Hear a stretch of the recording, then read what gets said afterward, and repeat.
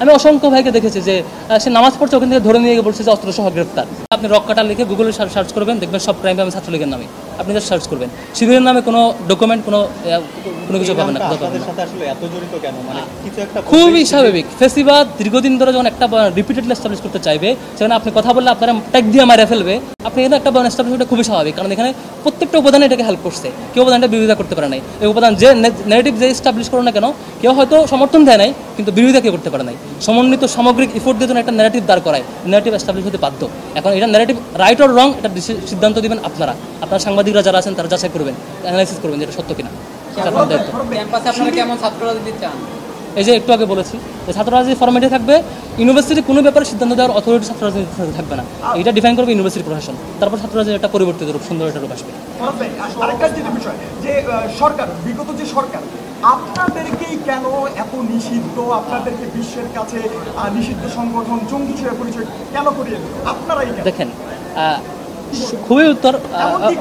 খুবই সহজ উত্তর হচ্ছে 2009-08 সালের নির্বাচন পরবর্তী যখন আওয়ামী লীগ ক্ষমতা আসে, তারা এখানে তাদের ফেসিবাদ কায়েমের কিছু ব্যারিয়ার মনে করেছে।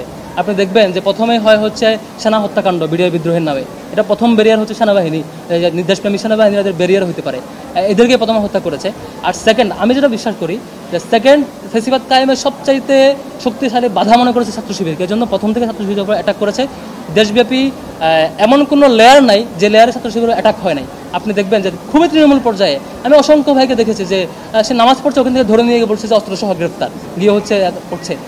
মানে একটা ছাত্র সংগঠনের কেন্দ্রীয় সভাপতিকে বিনা অভিযোগে, বিনা অপরাধে 56 দিন টানা রিমান্ডে রেখেছে, কেউ কিছু বলতে পারে নাই। কেউ একটা সিঙ্গেল ডকুমেন্ট দেখাতে পারবে না আমি ছাত্রলীগের কোনো প্রোগ্রামে ছিলাম। শুধু দুটি ছবি না, আরও অনেকগুলো ছবি আসবে, আমি বলে রাখি। আরও অনেকগুলো মন্ত্রীর সাথে অনেকগুলো ছবি আপনারা দেখতে পাবেন, যে আমি বসা, পাশে দুজন ছাত্রলীগের নেতা বসা, একটা ইফতার প্রোগ্রাম। আর একটা ছবি দেখবেন আমি সৈকতকে ফুল দিচ্ছি। সিঙ্গেল ছবির ব্যাখ্যা পাবেন গ্রুপ ছবির অ্যানালাইসিস করে। দেখেন, আমি বেশ কয়েকবার ক্লিয়ার করেছি, আবারও ক্লিয়ার করছি। সাধারণত ছাত্রলীগের একটা কমিটি দেওয়ার যে স্টাইল, সেখানে প্রথম মেন কমিটি হওয়ার পর থেকে অনেকগুলো প্রোগ্রামে যাইতে হয়। প্রোগ্রামে যাওয়ার পরে এক পর্যায়ে প্রোগ্রামে যেতে যেতে দুইজন সভাপতি বা সেক্রেটারি হয়, একটা ফ্যাকাল্টির বা একটা হলের বা একটা কমিটির। হওয়ার পরে তারা আবার অনেক দিন প্রোগ্রামাদি করে। প্রোগ্রামাদি করার পরে বিভিন্ন জায়গায় ফুল দেয়, এগুলো অ্যাক্টিভিজম করে, নেতার প্রোগ্রামগুলোতে যায়, প্রোটোকল দেয়। দিতে দিতে এক পর্যায়ে ফাইনালি তারা আবার একটা পূর্ণাঙ্গ কমিটি ঘোষণা করে। কমিটি ঘোষণা করে আবারও কিছু প্রোগ্রাম করে।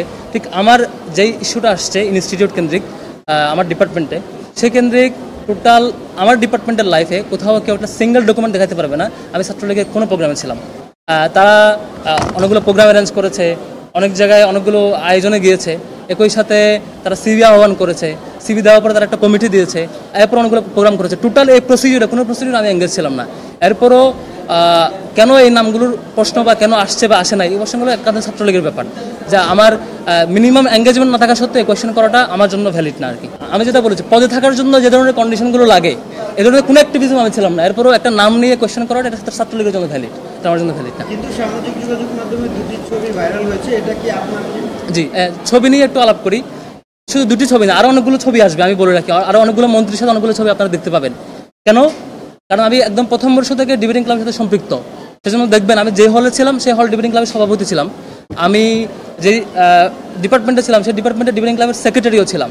যে কারণে ডিবেটিং ক্লাবের যত স্বতঃস্ফূর্ত আয়োজন, কোথাও আমি আয়োজক হিসেবে ছিলাম, কোথাও আমি ডেলিগেট হিসেবে ছিলাম, আমি পার্টিসিপেন্ট হিসেবে পুরস্কার নিয়েছি। তো একটা প্রোগ্রামে যেমন একটা ছবিতে দেখবেন যে আমি বসা, পাশে দুজন ছাত্রলীগের নেতা বসা, একটা ইফতার প্রোগ্রাম। আমি নিজেই সেই জসীমউদ্দিন হল ডিবেটিং ক্লাবের সভাপতি ছিলাম, আমি এটার হোস্ট ছিলাম।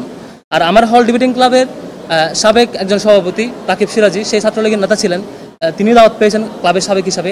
আবার তানভীর হাসান সৈকত, তিনি দাওয়াত পেয়েছেন, সে হচ্ছে আমার হলেই থাকতেন এবং ছাত্রলীগে তখন পোস্টেড। দাওয়াত পাওয়া আমার আয়োজনে, ডিবেটিং ক্লাবের আয়োজন। তখন ফুল ছবি দেখলে দেখবেন, ফুল ছবিতে এখানে আরও অনেকে ছিলেন ডিবেটিং ক্লাব বা বিভিন্ন পার্টির। আবার একটা ছবি দেখবেন আমি পুরস্কার নিচ্ছি সাবেক পররাষ্ট্রমন্ত্রীর কাছ থেকে, সেটাও ডিবেটিং ক্লাবের।